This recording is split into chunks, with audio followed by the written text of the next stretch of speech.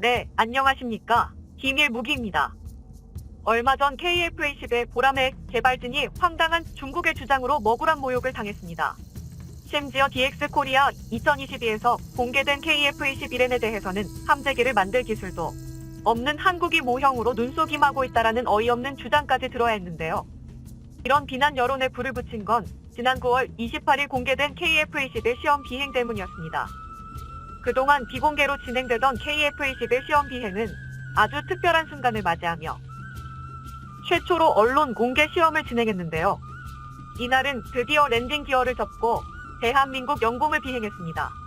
이에 국내외 언론을 포함해 전 세계 각국의 군사 관계자들의 이목이 다시 한번 한국에 집중되었습니다. 그런데 일각에서는 고작 랜딩 기어 하나 접은 게 뭐가 대수냐라며 이 역사적인 순간을 평가절하하고 있습니다. 특히 중국의 한 군사 전문가는 KF-21은 현재 한국이 허풍 떠는 것처럼 그렇게 대단하지 않다.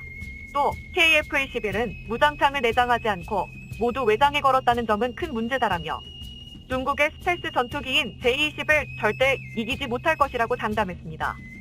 우선 결론부터 말하자면 이건 정말 전문가라는 수식어가 아까운 헛소리입니다. 먼저 KF-21이 랜딩 기어를 접었다는 건 본격적인 성능 시험을 시작하겠다는 의미입니다. 즉, 이 착륙과 저속 순항 성능은 이미 완벽한 검증이 끝났다는 건데요. 이제부터는 마하 1.8에 달하는 최대 속력 비행과 최대 중량까지 무장을 탑재하는 시험이 진행될 것입니다. 이로 인해 KF-21의 성능이 하나하나 세상에 증명될 일만 남았습니다. 국내를 포함한 수많은 국가의 외신, 군사 관계자들과 중국 같은 적성국의 일각에서까지 KF-21의 비행에 소집중하고 있는 것도 모두 이런 이유에서입니다. 그만큼 KF-21의 미래 가치는 이렇다 저렇다 단언하기 어려운 수준인데요. 그렇기 때문에 KF-21은 절대 J-20을 이길 수 없다는 식의 단정은 공중전의 승패를 전투기의 세대 구분으로 밖에 예측하지 못하는 게다가 KF-21은 4.5세대 전투기의 최종 완성형이라는 평가를 받고 있습니다. 오죽하면 4.75세대니 4.9세대니 하는 우스갯소리까지 나올 지경인데요. 이 정도면 사실상 전투기의 세대 구분이 무의미합니다. 더군다나 애초에 4.5세대 전투기와 5세대 전투기의 결정적 차이는 스텔스가 가능하냐 불가능하냐의 차이뿐입니다. 사실 전투기의 세대 나눔은 초음속 비행과 레이더 유도 미사일을 통한 시계외 교전이 가능하면 3세대, 적외선 유도 미사일 등으로 전천후 요격 작전을 수행할 수 있으면 2세대, 초음속 비행이 불가능하면 1세대 전투기로 구분하는 건데요. 세대마다 수행 가능한 작전 범위가 명확하기 때문에 4세대와 3세대의 차이처럼 세대 구분이 확실하면 전투에 많은 제약이 따르는 게 사실입니다.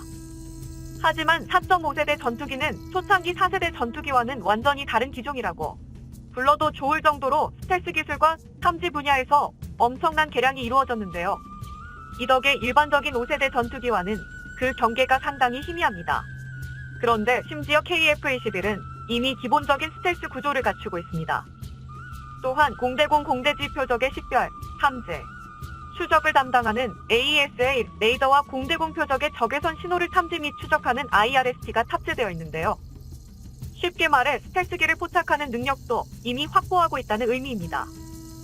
게다가 공격 측면에서도 레이저 유도와 광학 유도를 모두 수행할 수 있는 EOTGP 타겟팅 포드를 달 수 있어 주야간을 가리지 않고 정밀 타격을 가할 수 있습니다. 이 모든 레이더 장비가 모두 국산화에 성공한 독자 개발 장비라는 것입니다. 이 덕에 KF-21은 아직 개발이 완료된 상태가 아님에도 불구하고 이미 부확산 개량부터는 완벽한 5세대 스텔스기나 혹은 제한적인 6세대기의 성능을 예고하고 있습니다. 여기에는 65%에 달하는 놀라운 국산화율도 한몫했는데요. 즉 KF-21은 한국이 독자 개발에 성공한 전투기로서 앞으로의 무궁무진한 변화가 예고되어 있습니다. 이런 상황에서 단지 세대 구분에 따라 중국의 J-20에 기해 KF-21이 부족하다고 주장하는 건 나무만 보고 숲을 보지 못하는 악의적인 비방에 불과합니다. 과연 진짜 허풍을 떨고 있는 게 누구인지 공중전에서라도 붙어보고 싶은 지경인데요. 그러나 유감스럽게도 J-20은 중국의 질적 주력기로서 뻥스펙이 너무나 극심해서 모의 공중전조차 불가능합니다. 오죽하면 세계 군사 전문가마다 J-20의 스펙을 서로 다르게 얘기할 정도인데요. 하지만 완전히 방법이 없는 것은 아닙니다. J-20의 바로 아래급 전투기라고 할 수 있는 4.5세대 전투기 J-10C와 KF-21을 비교해보면 얼추 두 기종을 비교할 수 있습니다. 우선 시계 외교전이 보편화된 현대의 공중전에서는 얼마나 멀리 보고 얼마나 먼저 때릴 수 있느냐로 승패가 결정되는데요. 이런 측면에서 KF-21은 레이더 반사 면적 1m인 대상을 최소 160km 밖에서도 포착할 수 있는 것으로 알려져 있습니다. 실제 탐지 능력은 이보다 좋을 것으로 보여지지만 일단 우리 공군이 요구한 KF-21의 성능 최소 조건은 RCS 1m인 물체를 160km에서도 탐지하는 것입니다. 반면 J-10C는 같은 조건에서 탐지 능력이 최대 130km로 한참 떨어지는 수준입니다. 즉 KF-21의 최소 탐지 능력과 J-10C의 최대 탐지 능력을 비교해도 벌써 30km가 차이 나는 건데요. 그런데 여기서 한 가지 고려해야 될 점이 또 있습니다. 바로 RCS 1m이라는 단서가 붙는다는 것인데요. J-10C RCS는 1m로 앞서 말한 대로 160km 밖에서도 KF-21이 포착할 수 있습니다. 하지만 이와 반대로 KF-21은 외형적인 스텔스 설계로 인해 RCS 값이 이보다도 훨씬 낮습니다. RCS 1m인 아로는 형성만으로도 달성이 가능하고 실제로는 RCS 0.1m에 해당하는 에로 수준의 접히 탐성을 목표로 하고 있습니다. 특히 보학3의 경우 RCS 0.01m가 목표인데요. 따라서 J-10C로는 100km 바깥에서 절대 KF-21을 탐지할 수 없습니다. 실제로 계산을 해보면 J-10C가 KF-21을 탐지할 수 있는 거리는 고작 70에서 90km밖에 되지 않습니다. 거의 한국보다 1.7배 이상 성능이 떨어진다는 뜻입니다. 이런 상황임에도 현재 중국은 J-10C가 4.5세대의 끝판왕급 기체라고 떵떵거리고 있는 게 현실입니다.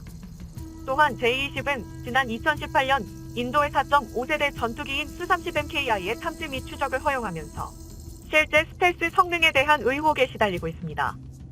더군다나 Su-30MKI가 개발된 지 20년도 넘은 전투기라는 걸 생각하면 KF-21과 J-20은 정말로 붙어봐야만 길고 짧음을 가릴 수 있습니다.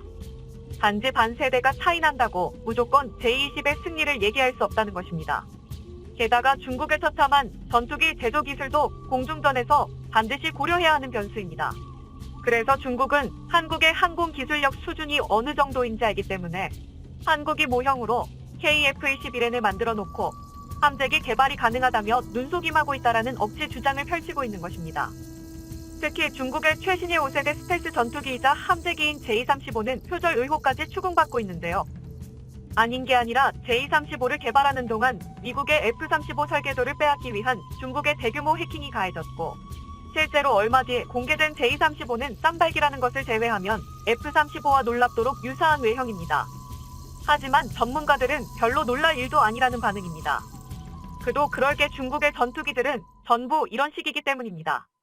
중국이 힘을 축적하고 있던 시기에는 러시아 전투기를 카피 생산했고 본색을 드러내도 될 만큼 힘을 쌓았을 때는 미국 전투기들을 카피하기 시작했습니다. 하지만 이는 오히려 중국 전투기 제조 기술에 독이 되고 말았습니다. 그 이유는 탄탄한 기본 기술 없이 답안지부터 확인하면서 모래 위에 고든 기술을 쌓다 보니 전투기를 실전에 써먹을 수 있을 만큼 개량하는 기술이 부족해졌기 때문입니다. 일례로 2023년 배치 예정인 J-35는 지금도 중국 파일럿들에서 조차 함재기로 J-35를 타느니 차라리 구형 J-15를 유지하겠다는 얘기가 나오고 있을 정도입니다. 그도 그럴 게 함재기는 단순히 전투기를 항공모함에 싣는다고 끝이 아닙니다. 우선 함재기는 튼튼해야 합니다. 이건 단순한 내구성 이상의 의미인데요. 일반적으로 전투기가 이륙하기 위해서는 500에서 1000m의 활주로가 필요합니다. 게다가 이 과정에서 최소 시속 200km를 돌파해야만 무사히 이륙할 수 있는데요. 하지만 일반적으로 항공모함에서 이륙에 사용할 수 있는 거리는 기껏해야 200m에 불과합니다. 그래서 현대식 항공모함의 대부분은 캐터펄트를 이용해 강제적으로 전투기를 이륙 가능한 속력으로 가속하는데요. 이는 중국의 최신 항공모함이자 J-35의 모함이 돼 004명 푸제남 또한 마찬가지입니다. 하지만 이 과정에서 함재기에는 무려 80톤 이상의 하중이 가해집니다. 게다가 캐터펄트는 랜딩 기어를 잡아 끄는 방식으로 함재기를 이함시키기 때문에 노즈 기어와 랜딩 기어에만 30톤 이상의 하중이 걸립니다. 그런데 이를 견디겠답시고 무작정 함재기의 장갑을 두껍게 만들 수도 없는 게 활주로의 한계 때문에 이륙 중량에 상당한 제약이 있습니다. 일례로 대표적인 함재기인 F-35B의 최대 이륙 중량은 27톤입니다. 기본형인 F-35A의 31.7톤보다 기본형인 F-35A의 31.7톤보다 무려 4톤 이상 가볍습니다. 하지만 전체적인 크기는 오히려 줄어들었는데요. 이는 단순히 장갑 두께가 아니라 내부에서 상당한 내구성 강화가 이루어졌다는 방증입니다. 이는 KF-21N을 봐도 똑같은데요. 그래서 한국은 함재기의 내구성 문제를 해결하기 위해 배들보의 역할을 하는 널크헤드를 강화하고 랜딩 기어의 둘레를 키우는 걸 선택했습니다.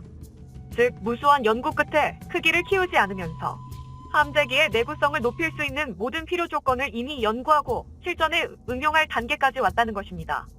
반면 중국의 제235는 지금까지 단 한 번도 개량 사항이 공개되지 않았습니다. 이는 중국이 함재기를 만들 능력 자체가 없다기보다는 제235의 스텔스 성능을 유지하면서 벌크 헤드 등을 강화할 기술력이 부족하다고 봐야 하는데요. 스텔스 함재기를 만들어 본 경험이 없으니 아예 개량을 시도할 수 없는 것입니다.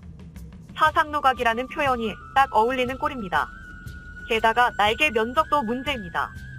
함재기는 앞서 말한 짧은 항공모함의 활주로에서도 충분한 양력을 얻기 위해 날개 면적이 상당히 큰 편입니다.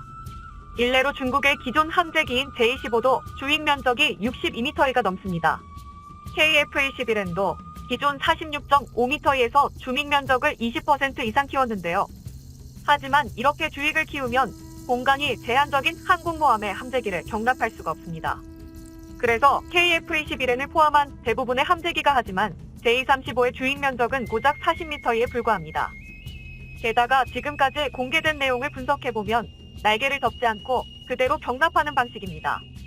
이는 제235의 성능에 비해 중국이 보유한 기술력이 현저히 떨어지기 때문이라고밖에 해석할 수 없습니다.